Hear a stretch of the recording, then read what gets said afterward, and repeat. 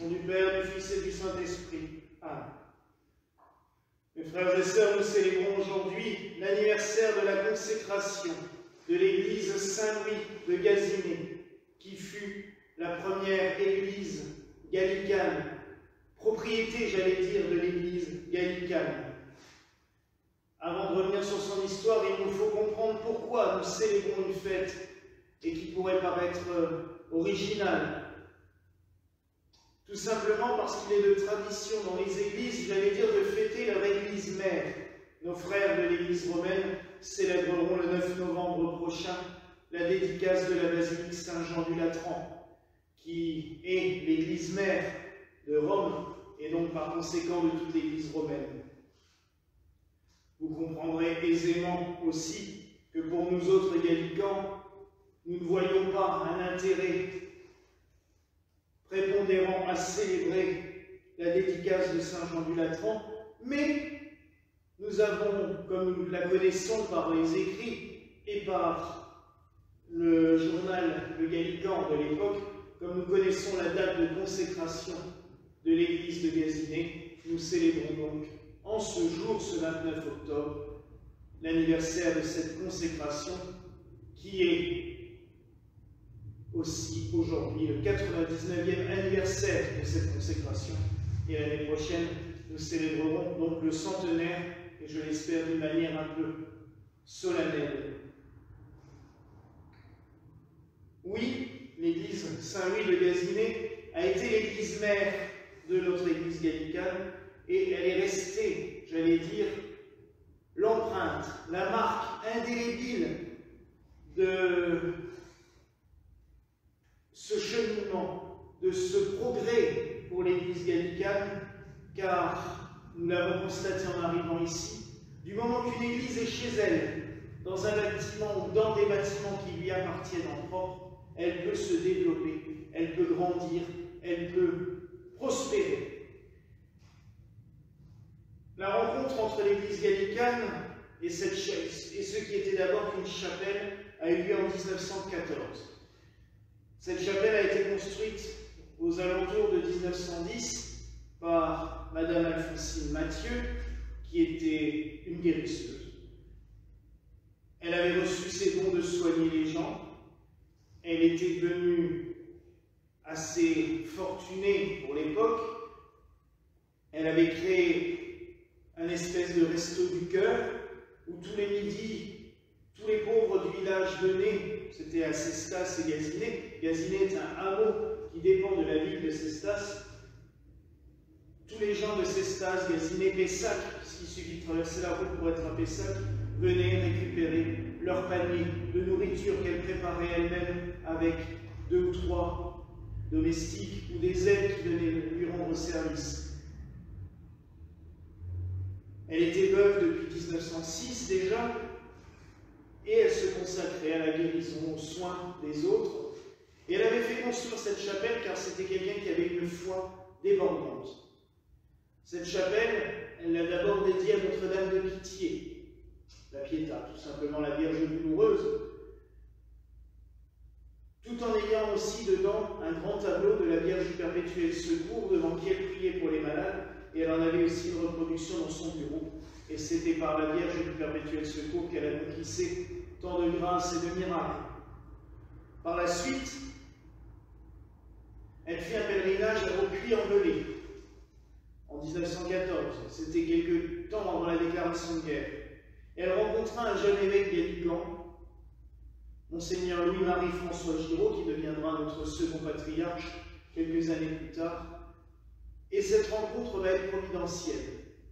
Elle va l'inviter à venir célébrer chez lui. Alors il va se partager, puisqu'à l'époque il a déjà eu une paroisse à la Mine, dans le Puy-de-Dôme, aussi accolée à une maison, et il fera les trajets entre ces 2 paroisses jusqu'à ce qu'il puisse laisser un prêtre à demeure en Auvergne, et il développera Saint-Louis à Gazinée, car très vite cette chapelle prendra le nom de Saint-Louis, qui était quand même un des plus grands saints de l'Église de France. Et elle s'appellera d'ailleurs Saint-Louis des Français, comme son homologue à Rome. Très vite, elle va devenir trop petite, cette chapelle. Et fin 1920, on va y construire un clocher qui sera officiellement terminé en 1921, c'est-à-dire 100 ans avant que notre clocher ait été construit. S'il n'y a pas là un symbole aussi marquant. Donc, ils vont construire le clocher, ils vont élever un jardin à la française devant l'église avec une magnifique statue de Notre-Dame des Anges, c'est-à-dire la Vierge triomphante, un peu comme celle de Murillo qui vole sur une nuée d'anges. On va construire et on va l'agrandir. Et c'est en 1922 que les travaux vont être faits durant tout l'été pour doubler la surface, c'est-à-dire qu'on va agrandir vers l'arrière, on va détruire le mur du chœur et on va construire un très grand chœur derrière pour élargir la surface et pour accueillir plus de fidèles, car à cette époque-là, il y a de très nombreux fidèles et souvent même la chapelle, l'église ne suffira plus et les gens devront s'installer dans le jardin, mais nous sommes dans le Bordelais, ce qui arrive beaucoup plus facilement, même en été, de pouvoir se tenir dans un jardin sans risque de pluie, d'orage ou même de froid en hiver. Et donc le 29 octobre 1922, cette église sera consacrée solennellement et deviendra la chapelle primatiale de l'église gallicane, puisque Monseigneur Giraud y aura son siège. En 1923, Sainte Alphonsine va décéder, va mourir, celle qui deviendra Sainte Alphonsine par la suite, puisque nous la canoniserons. Elle va décéder en léguant à l'église gallicane cette chapelle, sa maison et les terres autour. Elle sera enterrée dans une chapelle qui va être construite, une chapelle latérale qui va être construite à côté de l'église, où son tombeau sera exposé. Et on va voir des fêtes magnifiques, des rassemblements de toute l'Europe. Les évêques de toute l'Europe vont venir à Gaziné pour célébrer. En 1936, Monseigneur Giraud célébrera son jubilé d'une manière magnifique. Il va y avoir, ça sera ses 25 ans d'épiscopat, mais il va y avoir une trentaine de prêtres, d'évêques qui vont venir de partout pour célébrer ce jubilé. On en a des photos, puisque nos frères de Suisse, justement, dont leur évêque fondateur était présent en 1936, avait compilé toute une masse de photos qu'ils nous ont transmises et que nous conservons dans nos archives ici. Et nous voyons justement la vie liturgique à Gaziné, dans l'église, à l'extérieur, les processions, les fêtes. C'est purement magnifique. Et à partir de là, l'église gallicane va se diffuser, va grandir. Il y aura de plus en plus de paroisses car il y a un siège, un endroit où on peut se réunir, un endroit où on peut célébrer les grands événements, un endroit aussi qui fait sens. Et c'est exactement la même chose que nous avons voulu faire ici au Centre Miséricorde en installant une église avec son clocher, avec son jardin. La Providence a voulu que nous ayons aussi un jardin en façade de notre église. Mais c'est vrai que c'est prépondérant pour une église car ça montre son développement. Ça montre qu'elle est présente au cœur des hommes. Et c'est surtout la maison de Dieu sur la terre. Et il va se passer des grâces et des merveilles dans cette église de Gaziné. Malheureusement, la guerre va nous priver de ce joyau, puisque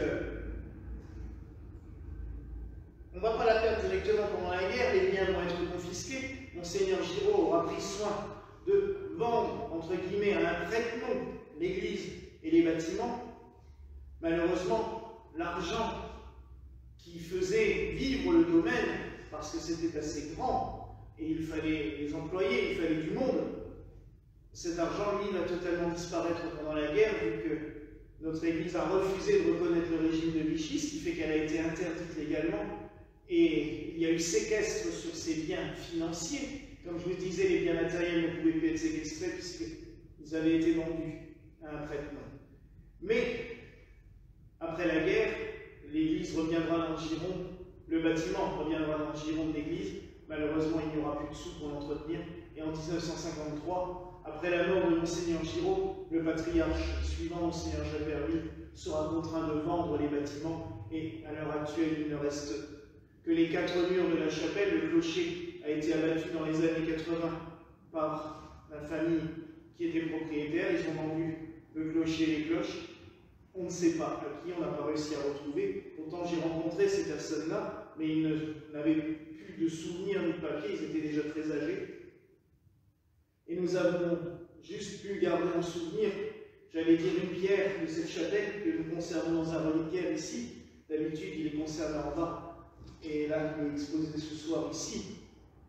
Nous avons aussi un vitrail, le vitrail qui est dans la salle de Monseigneur Villatte, au sous-sol, qui est une salle paroissiale. Et ce vitrail qui représente d'ailleurs Monseigneur Giraud est un petit peu ce symbole de continuité entre Gazinet et ici. Il faut une église mère à une communauté chrétienne. Il y a plusieurs choses qui font qu'une église est installée, a pris ses racines, j'allais dire. Il faut un lieu auquel s'enraciner, un jardin pour grandir. Il faut aussi du terreau. Et ce terreau, c'est souvent les souffrances, les douleurs, les morts. Vous voyez, à l'époque, Monseigneur Giraud aurait pu croire que tout était perdu quand, au bout d'un an, après la consécration de cette église qui aurait dû être le triomphe, Madame Mathieu venait à mourir. Et non, ça a été le terreau, le fertilisant pour grandir. Nous ici, nous sommes installés depuis 5 ans, et en 5 ans, nous avons perdu 2 paroissiennes fidèles, dont une religieuse, Nicole, il y a déjà 3 ans, qui nous a quittés, qui était une des toutes premières personnes à venir à la messe ici, juste après l'ouverture, et qui était fidèle, qui faisait du bénévolat ici. Et puis Mère Elisabeth qui nous a quittés il y a 15 jours. Oui, vous voyez mes amis, cela fait sens. Et souvent, et j'ai entendu cette horreur pendant le confinement, les gens vont enfin comprendre qu'on n'a pas besoin des églises bâtiments, que l'église c'est dans le cœur, c'est des gens qui se retrouvent à la maison. Oui, bon, quand on entend que c'est des prêtres qui ont sorti des énormités pareilles, il y a des envies de s'énerver copieusement. Car non, mes frères et sœurs, une église, c'est pas que ça. Oui, c'est dans nos cœurs. Oui, c'est de se retrouver, on peut se retrouver en cénacles familiaux. Mais c'est aussi de se retrouver en communauté, dans une maison commune, la maison de Dieu. Se réunir, se rassembler en un lieu. Et je peux vous dire que chaque grand rassemblement ici est une joie pour tous ceux qui viennent. Si le clergé vient de l'Europe entière et prend congé à l'avance, un mois à l'avance pour être là, ce n'est pas pour rien, c'est parce qu'on se retrouve tous ensemble dans notre maison, la maison de Dieu, car là où Dieu habite, nous sommes automatiquement accueillis. Quand on construit une église, ce n'est pas une maison juste pour Dieu, où il sera bien tout seul dans son coin, non, c'est la maison de toutes et tous, c'est la maison commune. Et je vais utiliser une énormité qui plaisait beaucoup à nos amis communistes, c'est la maison du peuple. Car oui, là où Dieu demeure, il accueille toutes et tous. Et quand nous avons chanté Dieu nous accueille dans sa maison, ce n'est pas pour rien. Car oui, le Seigneur n'a pas besoin d'une maison comme ici, si ce n'est pas pour accueillir son peuple. Alors mes frères et sœurs, n'hésitons pas à aller dans nos églises. Rendons grâce à Dieu pour ce bienfait qu'il nous donne d'avoir des lieux où nous réunir, où nous tenir chaud, où nous revivifier dans la foi et dans les sacrements.